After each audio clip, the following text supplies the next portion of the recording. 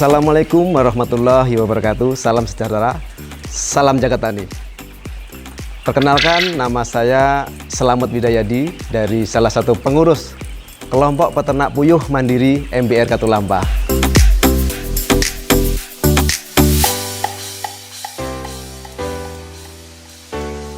Mengenai ide awal kami beternak puyuh, dilatar belakangi dari kebutuhan telur puyuh yang saat ini masih sangat kurang. Jadi berawal dari situlah kita ingin beternak puyuh yang bisa memberdayakan masyarakat sekitar, bisa memenuhi kebutuhan telur di wilayah Kota Bogor, Jawa Barat dan sekitarnya. Alhamdulillah, peternakan puyuh yang kita awali pada tahun 2020, tepatnya bulan Oktober ini, saat ini sudah mulai produksi. Dan alhamdulillah juga sudah langsung terjual telur-telur puyuh yang kami produksi. Saat ini kami memiliki sekitar 3.000 ekor puyuh, betina semua yang bisa memproduksi telur. Jadi telur-telur inilah yang artinya nanti bisa memberdayakan umat atau warga sekitar MBR. Adapun ide awal ini selain tadi memenuhi kebutuhan telur yang masih kurang atau minim, disinilah nantinya kita ingin menjadikan pusat studi untuk masyarakat MBR Katulampa, Kota Bogor yang ingin belajar puyuh ke kita. Dari sini kita bisa mengawali mulai dari pembibitan, pembesaran, produksi, sampai mengkawinkannya nanti. Jadi harapan kami di kelompok peternak puyuh mandiri ini bisa menjadi pusat studi, pusat latihan bagi warga sekitar yang ingin budidaya. Karena apa? Dengan beternak puyuh inilah bisa mengangkat ibaratnya perekonomian masyarakat. Kenapa begitu? Karena di usia 45 hari puyuh-puyuh ini sudah bertelur, artinya sudah bisa menghasilkan. Nggak usah jauh-jauh lah, kalau kita punya lahan pekarangan yang cukup luas, bisa kita mungkin beternak 1.000 atau 2.000 ekor. Dari 2.000 ekor, paling tidak kalau kita bisa 80% bertelur, bisa menghasilkan 1.750 butir per hari. Karena burung puyuh ini tiap hari bertelur. Sangat menjanjikan kalau kita emang benar-benar sesuai SOP melaksanakannya, sesuai prosedur yang kita lakukan, dengan harapan produktivitas tetap tinggi, puyuh tetap sehat, dan perekonomian terangkat. Saran bagi saya, kalau kita ingin beternak puyuh, jalankan SOP. Jangan banyak-banyak dulu. Mari kita coba misalnya 500 dulu, 1.000 dulu. Jangan terlalu berambisi pengen banyak. Karena dari 500, 100 kita akan paham, kita akan ketahui, oh beternak puyuh itu seperti ini. Jadi lama-kelamaan kita bisa memahami, tahu ilmu dari perpuyuhan itu sendiri. Untuk budidaya, kita awalnya mendatangkan telur dari mitra kami yang di Sukabumi, telur tetas yang fertil. Artinya kita menetaskan sendiri. Untuk proses penetasan perlu waktu 17 hari. Dalam waktu 17 hari itu telur-telur menetas. Setelah menetas dari mesin tetas, kemudian kita pindahkan ke sangkar DOQ. Perlakuan sangkar DOQ ini perlu waktu 30 hari. Setelah 30 hari dari sangkar DOQ, kemudian kita pindahkan ke sangkar produksi seperti ini. Di sangkar produksi seperti ini 30 hari, 15 hari kemudian dia sudah mulai belajar bertelur. Dalam waktu 45 hari kita sudah bisa menghasilkan telur puyuh.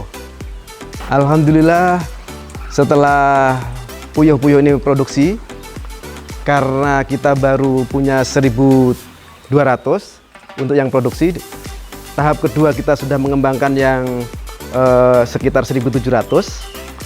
Jadi artinya telur-telur yang sudah produksi ini nanti bisa menyuplai pakan yang masih muda, tahap kedua. Untuk pasar sendiri jangan khawatir untuk telur puyuh. Alhamdulillah untuk menyuplai warga perumahan sekitar aja mungkin ini seharinya bisa 1.000 butir langsung habis. Jadi untuk pasar kita nggak sampai keluar karena banyak warga yang datang, terus pengecer yang datang. Dan untuk satu butir telur di sini kita jual 350 perak. Kalau untuk yang daging puyuh, biasanya kami nanti akan jual yang sudah afkir. Sudah afkir artinya dia sudah tidak produksi bertelur lagi. Nanti akan kita potong jadi daging fresh yang isinya 10. Kalau 10 yang ukuran A1 atau yang paling besar kita jual 85.000. Kalau yang A2 lebih kecil lagi kita jual 75.000. Kemudian untuk pupuknya alhamdulillah juga ada yang berminat, ada yang nampung. Jadi per karung 15.000 per karung. Jadi puyuh-puyuh yang sudah afkir artinya sudah tidak produksi bertelur lagi. Biasanya di usia 1 tahun 8 bulan itu sudah bagus. Jadi begitu dia tidak produksi lagi, kita potong dan dagingnya bisa kita jual. Artinya bisa menambahkan pendapatan bagi kita lagi. Anggap aja kalau kita omset ya, kita punya 2.000 ekor. 2.000 ekor nggak usah mulu-mulu, kita per hari bisa 80% bertelur. Artinya sekitar 1.750 butir per hari, kalikan 350. Nah, 350 hasilnya udah kelihatan kan sekitar berapa. Kita potong. Untuk 2.000 ekor perlu pakan 1 bal atau 50 kilo. 50 kilo paling sekitar 335.000 harga pakan. Kira-kira hasil sebulan kita bisa mengantongi sekitar 8 jutaan, Mas. Salah satu solusi kami untuk menekan biaya pakan, selain pakan dari pabrik, kita juga mencampurkan maggot hasil produksi dari TPST kita. Artinya perbandingan 70% untuk pakan pabrik, 30% pakan maggot. Dari sinilah untuk biaya produksi pakan, biaya pakan bisa kita kurangi. Selain itu protein yang terkandung di dalam maggot itu sangat bagus untuk pertumbuhan dan produktivitas telur puyuh itu sendiri. Sama seperti unggas-unggas yang lain, burung puyuh juga pasti rentan terhadap penyakit. Bagaimana caranya supaya kita bisa meredam memperkecil penyakit untuk burung puyuh? Kalau burung puyuh ini secara jujur aja vaksinasi nggak ada, obat nggak ada.